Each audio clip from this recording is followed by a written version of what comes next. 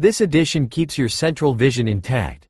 The God of the Bible stands as the first and final source. The scattering at Babel divides language and memory. The nations carry away broken pieces of an older truth. Enoch preserves a sterner witness against rebellious powers, and later religious systems preserve real fragments without possessing the whole. Mesopotamian, Egyptian, Levantine, and other ancient traditions appear here not as equal thrones above the Most High, but as shard memory, damaged inheritance, rumor, longing, and the worship of lesser powers mistaken for gods. Later secretive traditions are treated the same way, not as pure invention in every line, but as shattered mirrors reflecting light they could not fully hold. What follows is written as a chapter-based sacred novel with an ancient historical atmosphere. It stays as close as possible to the tone and theology of the manuscript you began, while reshaping the frame so the story feels less modern, more rooted, and more like a lost chronicle carried through the ruins of empire. Chapter 1. Before the first ash. Before men pressed signs into clay and before kings taught stone to praise their own names, there was only God and the immensity of his own life. Nothing instructed him, nothing stood over him. He was not one power among many, nor the highest peak in a range of rival heights. He was the source from which every height learned height, every flame learned brightness, every mind learned thought. He made the heavens and taught light to spill across the void. He laid foundations for seas, buried fire in mountains, and hung stars like disciplined embers in a dark too young to resist him. Among his earliest works were the high ones, swift beings made for service, song, guardianship, and glad obedience. Their splendor was borrowed, their beauty was true, but it was true the way moonlight is true, because it receives and returns another brightness. In one of them, beauty became a wound. He looked upon the holy and grew sick with the desire not to reflect the center but to occupy it. Thus rebellion entered creation as envy sharpened into will. He fell not because power failed him, but because holiness left him. Brilliance remained, but bent. Intelligence remained, but severed from worship. He became the adversary, and from him flowed the long campaign against all that God loved. When at last mankind was formed from dust and breath, the adversary found the creature he most despised. Humanity was weaker than the great powers and shorter-lived than the least of the morning servants. Yet God gave mankind a dreadful dignity, meaningful answer. Men and women were not decorative instruments. They could trust or refuse, kneel or grasp, love or betray. That freedom made them vulnerable and glorious. The first temptation entered not as a sword but as a question. Suspicion was made to sound intelligent. Disobedience was made to sound like awakening. When the first pair reached beyond the good boundary set for them, shame entered first, then fear, then death with its patient empire. The divine image remained, but cracked. The world did not cease to belong to God, yet it became contested ground, luminous and tragic at once. Chapter 2. The Tower and the Mercy of Ruin. In the generations after the first sorrow, mankind discovered the strength of shared speech. Memory traveled swiftly, trade swelled, songs crossed households and became the inheritance of tribes. What began as gifts slowly hardened into a common arrogance. On the plain of Shinar, where clay yielded easily to brick and bitumen held fast against weather, men conceived a city and a tower to make a name for themselves. The tower was never stone alone. It was a theology of self-exaltation. It said that if human cooperation grew vast enough, mystery itself might be audited, heaven inspected, destiny managed. Agreement was mistaken for wisdom. Coordination was mistaken for innocence. Pride spread through the people like dry fire through reeds. Then came the mercy that looked, at first, like ruin. The Eternal confused their speech. Tongues split, meaning shattered. Neighbors who had understood one another at dawn stood bewildered by evening. Plans collapsed. The tower stalled. Humanity was scattered, not because God feared brick, but because an undivided corruption would have ripened into a single catastrophe from which no tribe could escape. Yet the scattered did not depart empty. Each people carried away fragments. Memories of a garden, a serpent, a mountain, shining beings, judgment by water, sacrifice, a sky throne, a chained rebellion below the world. No nation held the whole. Each held an ember and called it fire. Over the nations were set mighty stewards. Some guarded what could still be guarded. Some accepted reverence that should have passed through them to the one above all. In Sumer men named powers of storm and deep. Along the Nile they crowned forces of sun and death.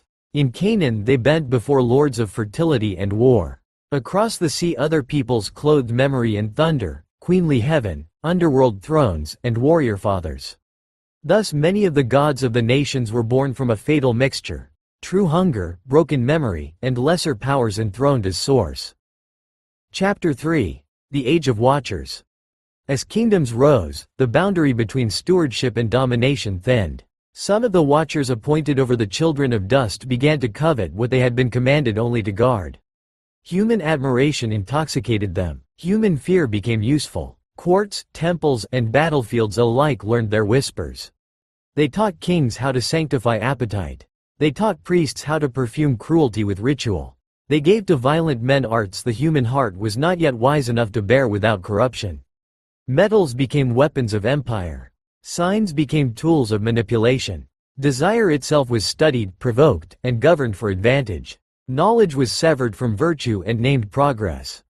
The old stories remembered that age in giant outlines because ordinary language breaks under extraordinary wickedness.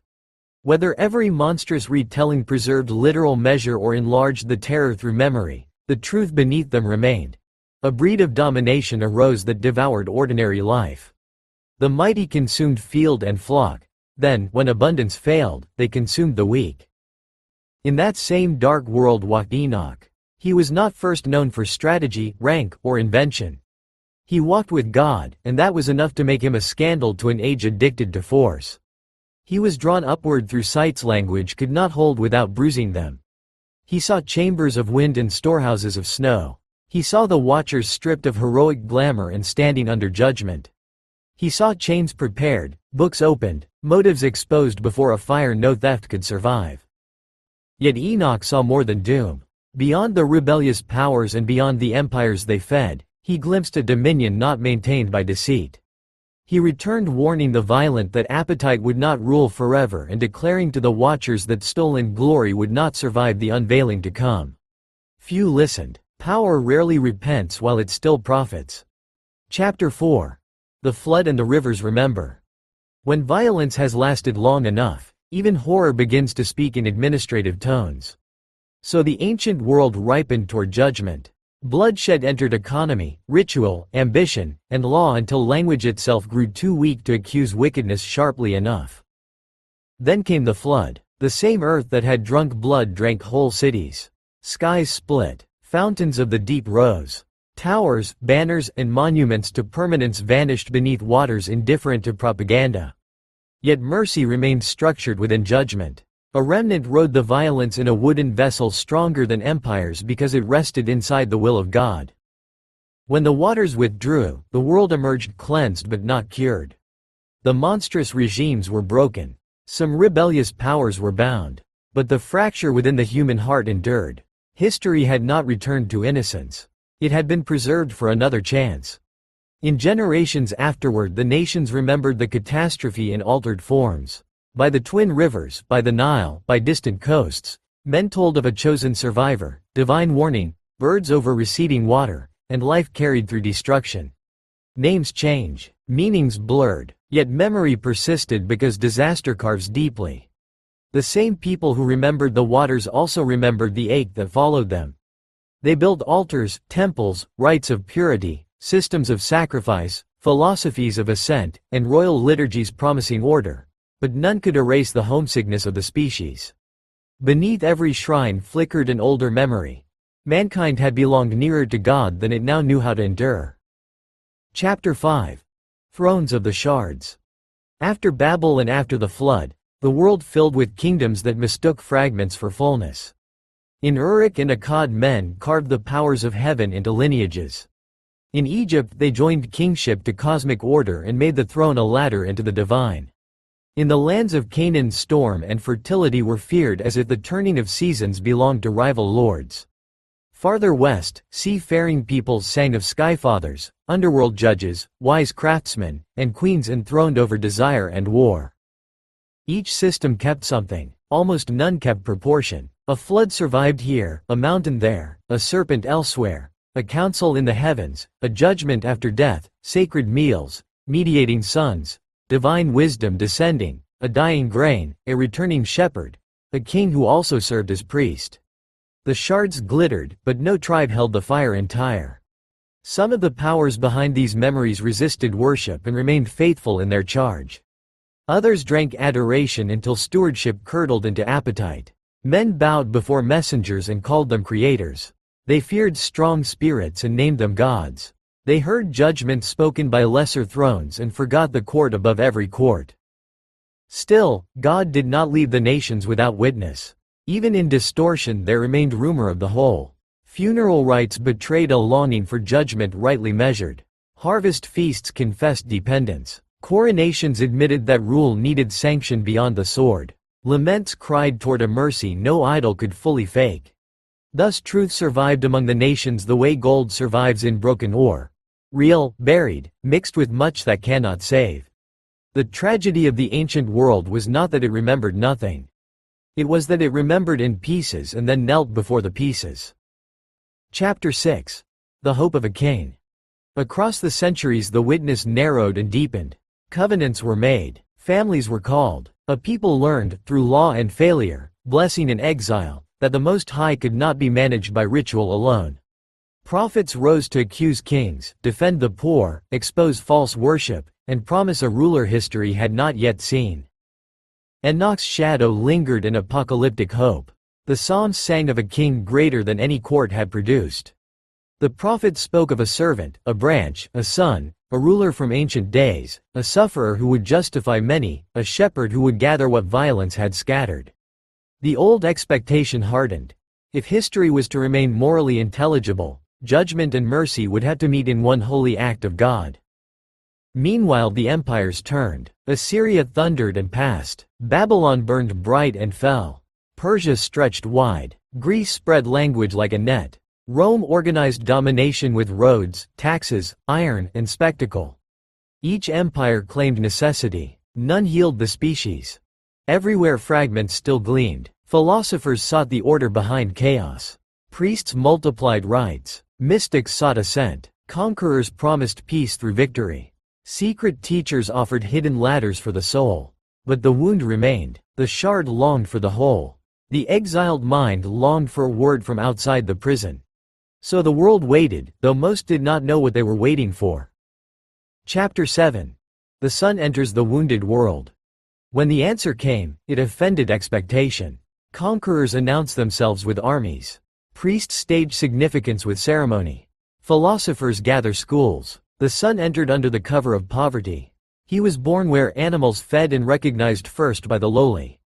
The event by which the infinite entered wounded history was quiet enough to be missed by almost everyone who mattered socially. Yet his life disturbed every closed system around him. In an order built on rank domination, he dignified the low. In a culture crowded with purity fear, he moved toward contamination without being stained by it. He ate, slept, wept, bled, and walked as a true man, yet material reality did not behave around him like a sealed chamber. Sight returned to blind eyes. Limbs remembered strength. Tormented minds quieted. The ashamed discovered that being fully known did not require being thrown away. The powerful could not leave him alone. Political men feared incorruptibility because it cannot be negotiated with. Religious performers feared holiness in the flesh because it exposes the distance between living sanctity and institutional theater. Crowds praised him while he fed them and recoiled when he demanded surrender instead of amazement. The adversary met him in the wilderness with the oldest proposals disguised in noble clothing. Seize rightful rule without obedience, take glory without sacrifice, save the world by the world's own methods. He refused. In that refusal lay the hinge of history, for redemption won by domination would still have left love unborn. He walked on among the ruined, reading hearts without cruelty and inviting sinners nearer.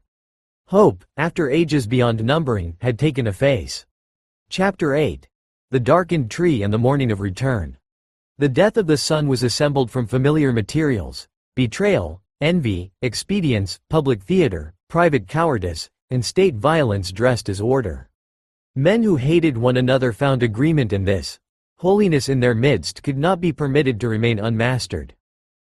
He was mocked, scourged, displayed, and lifted beneath a darkened sky. Yet the deepest weight of the cross was not merely what men did to him. It was what he bore there. The accumulated accusation of the species seemed to gather on that hill. Public cruelties justified as necessity, private shame hidden into identity. Inherited wounds turned outward into fresh injury, every lie that had grown roots in the soul. He stayed beneath it. He stayed not because nails are stronger than divinity, but because love desired to go lower than ruin. If guilt were simply denied, the road home would remain barred by truth itself. Mercy had to descend where judgment was deserved and open a passage no human virtue could build. Then came the silence of burial, the old whisper that the pure are always devoured in the end. But death had taken into itself the author of life. The grave was not merely honored by his memory, it was invaded by his presence. He rose. From that morning forward, tragedy could no longer claim ultimacy. The wounds remained in him, not as defeats preserved, but as suffering transfigured. The road home opened. No one was dragged along it in chains. Love still required answer. Yet the watchers, the lesser thrones, the accuser, and every empire built on despair received their sentence in advance. Borrowed authority has an end. Chapter 9. Eliashar and the Forest of Tongues. In the generations after these events, when some still remembered the first witnesses and others had already begun to embroider the news with speculation, there lived a scribe named Eliashar ben Neriah. He had studied the law, the prophets, the songs of David, the visions remembered under Enoch's name, and the flood stories preserved in the libraries of older nations. From caravan merchants he heard fragments from Babylon. From sailors he heard Egyptian and Greek retellings. From desert sectarians he heard of watchers, books, thrones, and the war behind the veil. The more he studied, the less he believed the nations had fabricated their hopes from nothing. He saw convergences too persistent to dismiss.